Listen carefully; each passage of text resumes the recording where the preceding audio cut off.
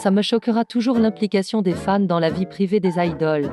Par exemple, Karina de Espa a dû faire une lettre d'explication voire d'excuses pour s'être mis en couple.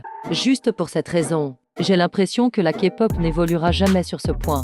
Ce qui m'étonne le plus, c'est que lorsque les idoles commettent des actes réellement problématiques, l'énergie dans les excuses n'est pas la même. Comment peut-on prendre cette industrie au sérieux lol? Je ne comprends vraiment pas la logique et s'il vous plaît laissons nos faves être en couple, ils ne nous appartiennent pas. J'aimerais pouvoir profiter un peu plus mais malheureusement je ne pense pas que cette tendance s'arrêtera. Presque toute l'industrie musicale fait des musiques plus courtes qu'avant. Ils ont bien compris que maintenant plus la musique est courte plus elle a des chances de percer.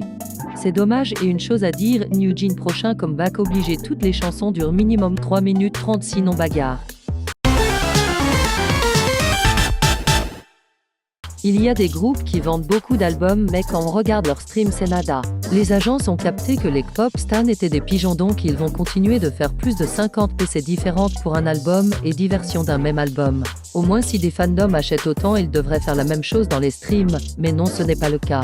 N'oublions pas non plus les agences qui achètent les albums de leur propre groupe pour les faire monter dans les classements ou battre des records. L'écologie et la K-pop ça fait 42. Les pires ce sont les gens qui achètent un album pour le jeter après avoir récupéré les PC. Phobie.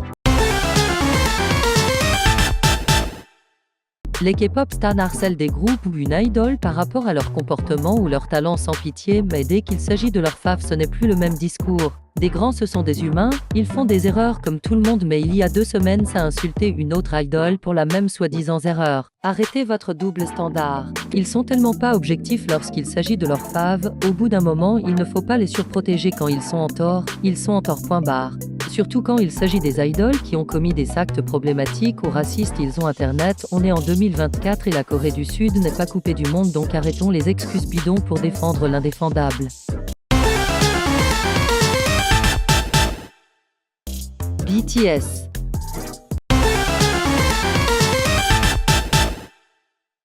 C'était certaines de mes opinions sur la K-pop. La vidéo est courte mais j'espère qu'elle vous a plu, si oui n'hésitez pas à liker. Sur ce,